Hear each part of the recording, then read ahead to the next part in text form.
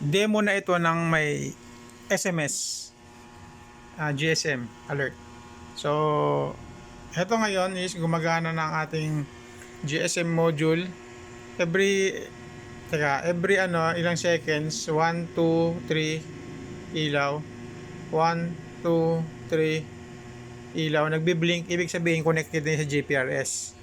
So okay na siya, nag-wait na siya naghihintay na siya ng command galing kay ESP32 kung magkaroon ng trigger. So ang gas value natin sa ngayon is ito, pakita ko.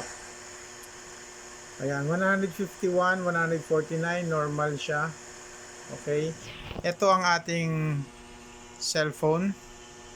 Okay, cellphone natin yan. Ito yung pinaka-latest natin sa taas. Okay yan.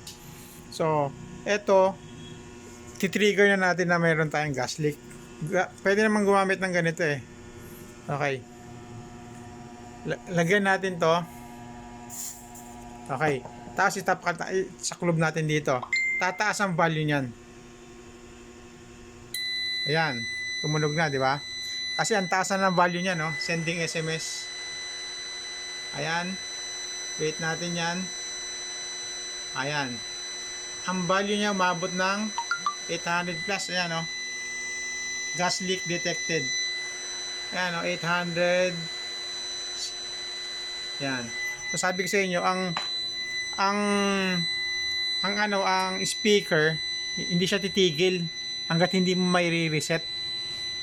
Tuloy-tuloy lang yan na tumutunog.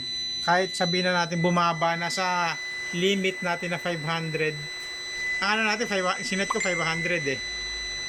Kahit bumaba na yan, hindi yan magre-reset. Kailangan mo siya i-manual reset.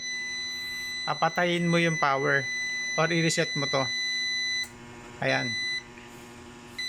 Pag reset niya, uli siya, mag-warming up siya. Ilang seconds siya? 20 seconds. So working ng ating text na yan, no? Balik natin. Yan, no? Gas leak detected.